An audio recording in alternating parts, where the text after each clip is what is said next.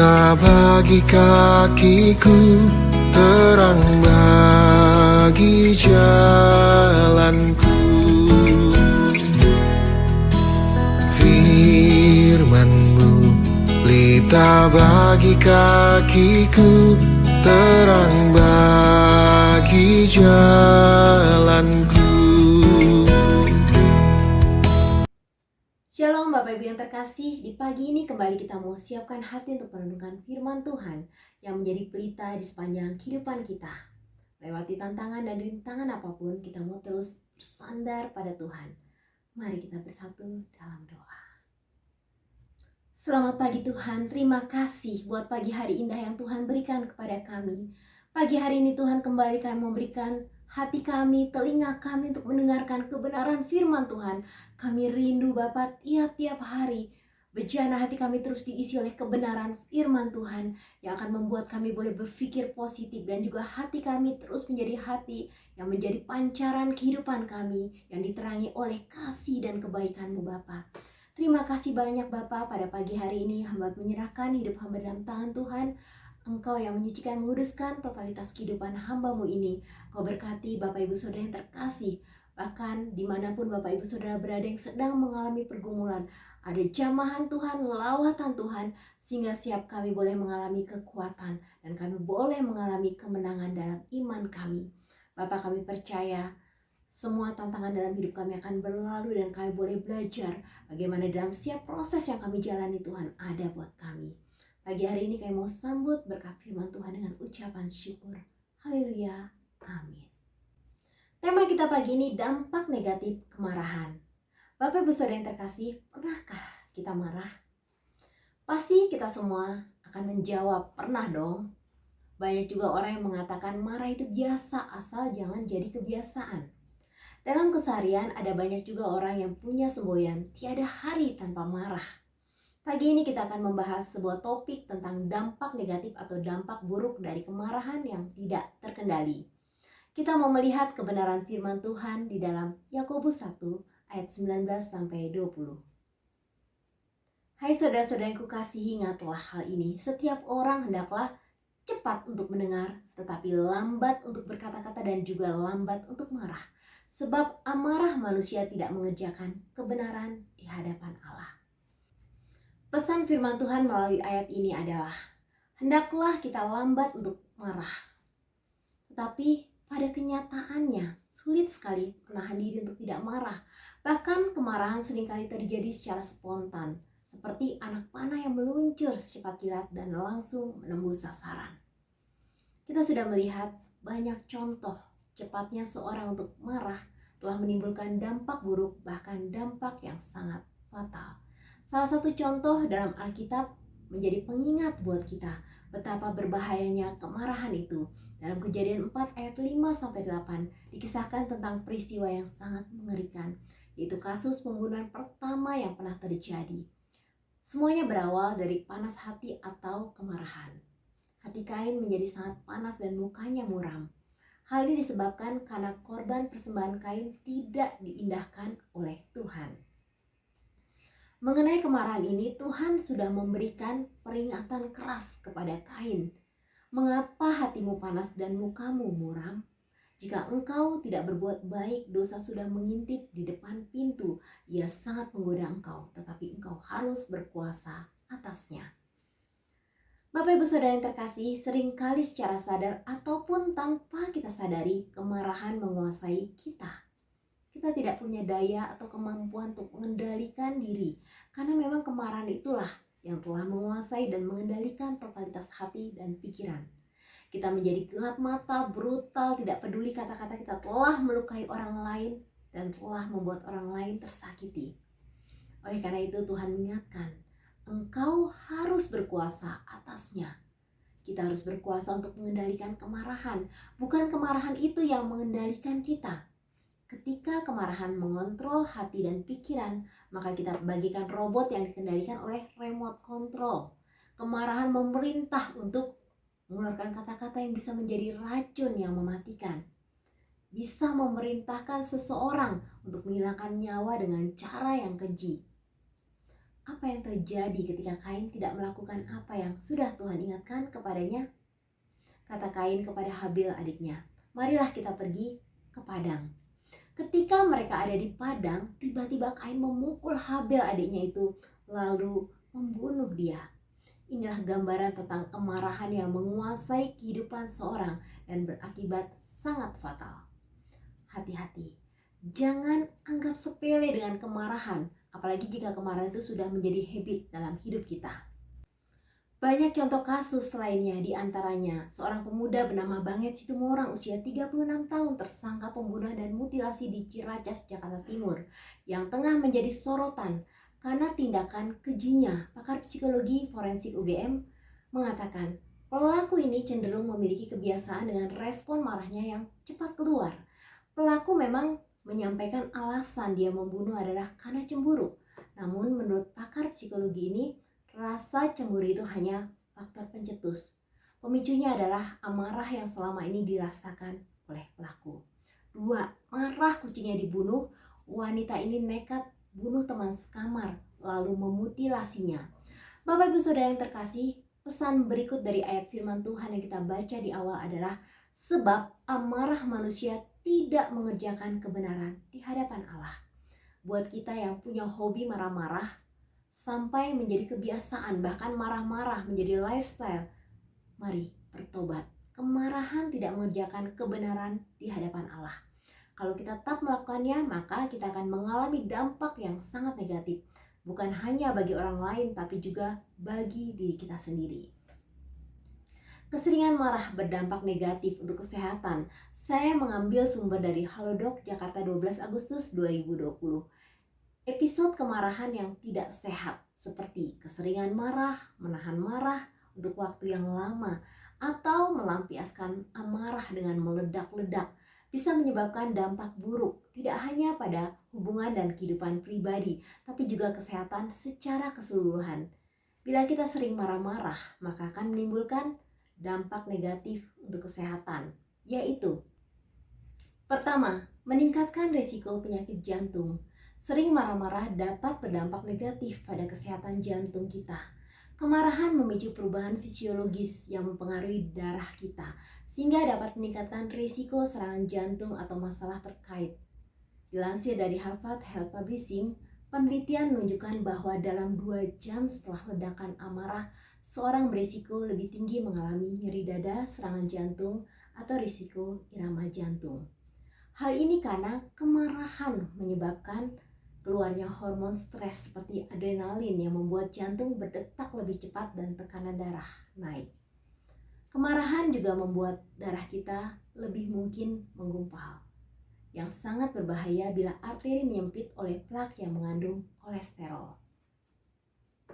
Maka cara untuk melindungi jantung yaitu dengan mengidentifikasi atau atasi perasaan kita sebelum kehilangan kendali. Menurut Aiken, instruktur psikiatri klinis di Fakultas Kedokteran Universitas Wake Forest, kemarahan yang diekspresikan dengan cara yang sehat yaitu membicarakannya secara langsung pada orang yang membuat kita marah dan menangani frustasi dengan cara memecahkan masalah tidak akan menyebabkan penyakit jantung.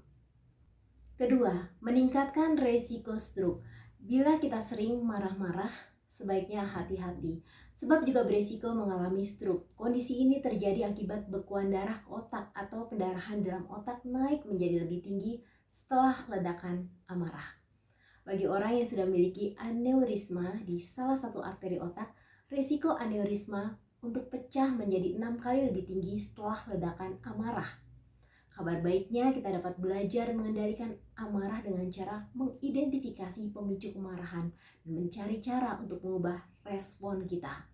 Saat kita ingin marah, coba bernapas dalam-dalam, komunikasikan secara tegas, atau tinggalkan pemicu kemarahan tersebut. Ketiga, melemahkan sistem kekebalan tubuh. Kita yang sering marah-marah akan lebih mudah jatuh sakit. Para ilmuwan di Universitas Harvard menemukan pada orang sehat bahwa hanya meminta mereka mengingat suatu pengalaman marah dari masa lalu dapat menyebabkan penurunan selama 6 jam dalam kadar antibodi imunoglobulin A. yaitu garis pertahanan pertama sel melawan infeksi. Jadi, bila tidak mau mudah sakit, carilah beberapa strategi yang efektif untuk menanggulangi kemarahan, yaitu mengkomunikasikan secara tegas, memecahkan masalah dengan cara lain yang lebih efektif, menggunakan humor, dan lain-lain. Keempat, memperburuk kecemasan. Bila kita memiliki gangguan kecemasan atau anxiety disorder, penting untuk diperhatikan bahwa kecemasan dan kemarahan sering berjalan beriringan. Studi tahun 2012 yang diterbitkan dalam jurnal Cognitive Behavior Therapy menemukan kemarahan dapat memperburuk gejala gangguan kecemasan umum, suatu kondisi yang ditandai dengan kekhawatiran berlebihan dan tidak terkendali yang mengganggu kehidupan sehari-hari pengidapnya. Kelima, menyebabkan depresi. Ditemukan adanya kaitan antara depresi dengan agresi dan ledakan kemarahan, terutama pada pria. Orang yang mengalami depresi sering menunjukkan kemarahan pasif, yaitu cenderung menyimpan amarah mereka daripada mengambil tindakan. Bagi kita yang sedang berjuang melawan depresi bercampur amarah, kita dianjurkan untuk menyibukkan diri dan berhenti berpikir terlalu berat. Berbagai aktivitas dapat menjadi obat yang baik untuk mengatasi kemarahan. Aktivitas tersebut cenderung mengisi pikiran kita sehingga tidak ada lagi ruang yang tersisa untuk kemarahan.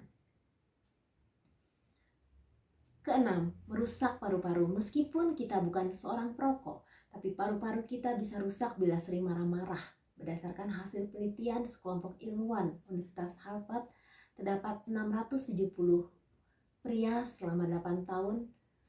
Pria yang keseringan marah memiliki kapasitas paru-paru yang memperburuk secara signifikan, yang meningkatkan risiko mereka mengalami masalah pernapasan.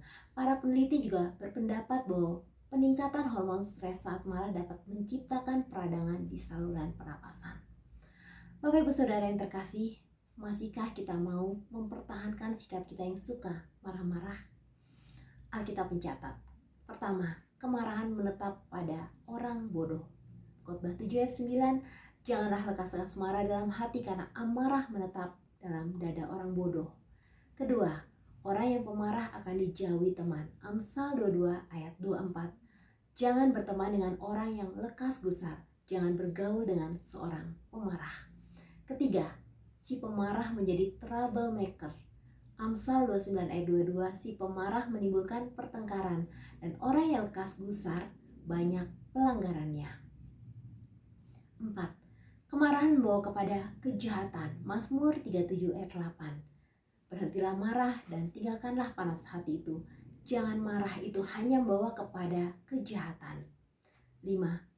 Orang yang cepat marah sesungguhnya mempermalukan diri sendiri karena ia memperbesar kebodohannya. Amsal 14 ayat 29. Orang yang sabar besar pengertiannya, tetapi siapa cepat marah memperbesarkan kebodohan. Mari Bapak Ibu Saudara, kita berdoa mohon pertolongan Roh Kudus agar kita diberikan kekuatan dan hikmat untuk dapat menguasai kemarahan dan kita dibentuk Tuhan menjadi orang yang tidak lekas marah. Sehingga kita boleh terus mengalami damai sejahtera dalam hidup kita. Tuhan Yesus memberkati. Terima kasih Tuhan. Terima kasih. Kamu pegang terus genggaman tangan-Mu dan tak akan pernah kami lepaskan.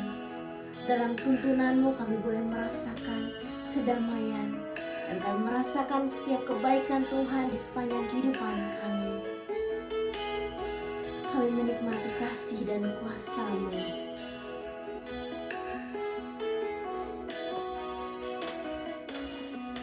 Ku rasakan kasih-Mu Tuhan. Ku rasakan kuasa-Mu Tuhan. Ku rasakan kasih kuasa Roh Kudus.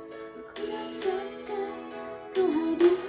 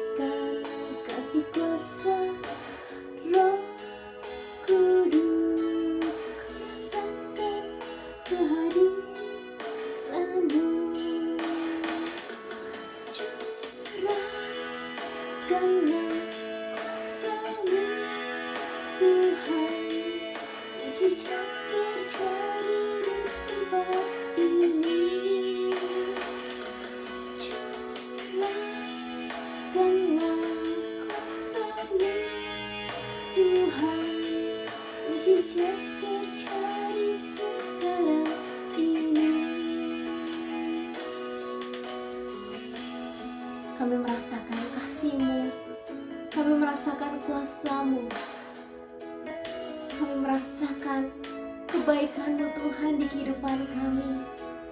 Tuhan berikan kami pertolongan tepat pada waktunya. Tuhan menyatakan kasih dan kemuliaan-Mu lewat setiap tantangan hidup yang kami alami. Terima kasih, kami mau terus ada dalam dekapan-Mu. Rasakan kasih-Mu Tuhan. Ku rasakan kuasa-Mu Tuhan. Ku rasakan kasih kuasa Roh Kudus. Ku rasakan kehadiran-Mu. Curahkanlah kuasa-Mu Tuhan. Mujizat terjadi di tempat ini.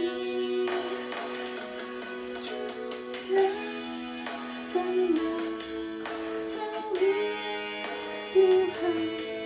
Mujizat terjadi sekarang ini. Mujizat terjadi sekarang ini. Rasakan kasih-Mu Tuhan. Ku rasakan kuasa-Mu Tuhan.